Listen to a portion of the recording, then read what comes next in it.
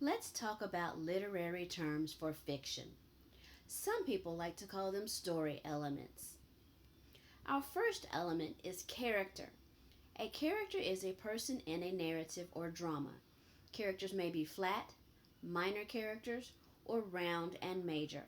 The main character in the story is generally known as the protagonist.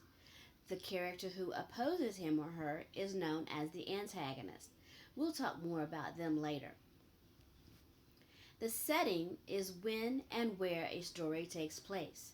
The setting can provide historical information, set the mood, have emotional appeal, or even create an image in the reader's mind.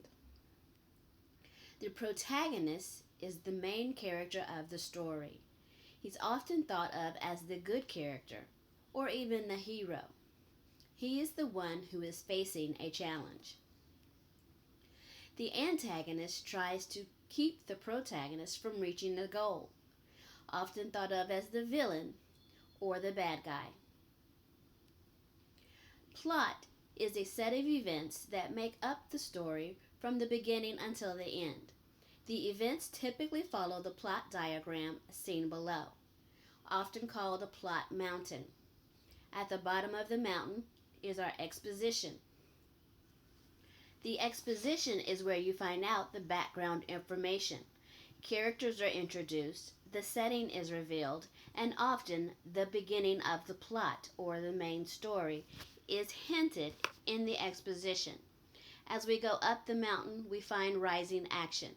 This includes all of the events that lead to the conflict or where the problem begins. At the very peak of our mountain, we find the climax. It's the turning point. Often you find the highest point of tension for the story here at the climax. Then it starts to fall. We have falling action, where the events begin to tie up loose ends and you see the protagonist starting to work out a solution for his problem. At the bottom of the mountain on the other side, we have a resolution.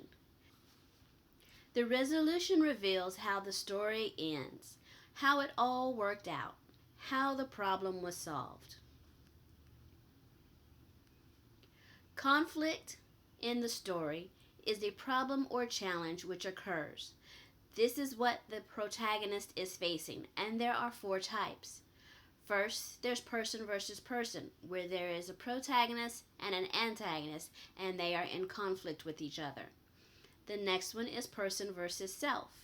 This is where our main character may be battling with his or her own feelings or thoughts.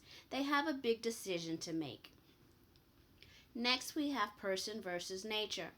This is any natural element that is causing a conflict for the protagonist. It could be weather, it could be sickness, or it could be animals of some sort, even allergies. The next or last one is person versus society. This is where rules and laws begin to make a problem for the protagonist. Our theme is the main idea or central thought of the story. Usually the theme sparks a lot of conversation. There's a variety of themes that can be drawn from many stories. Here are just a few listed: love, obedience, pressure, rights, evil, weakness, power, greed, resilience, or freedom. The tone provides the author's feelings about the subject of the story, shown in the writing style.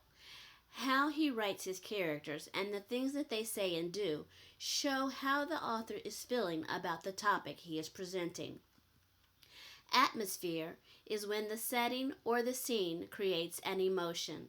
Atmosphere allows the reader to fully immerse themselves in the story by feeling the emotion of the setting. Is it spooky? Is it warm? Is it happy? All of these are the atmosphere that's created by everything going on in your story.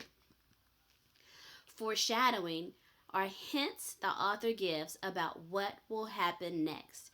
It helps you make predictions, or it gives you ideas of how things might work out. Now it's time to check your understanding. Here are 5 questions that I want you to answer in the discussion section of our folder this week. Make sure you've paid attention, and if you haven't, I think you should watch this video again.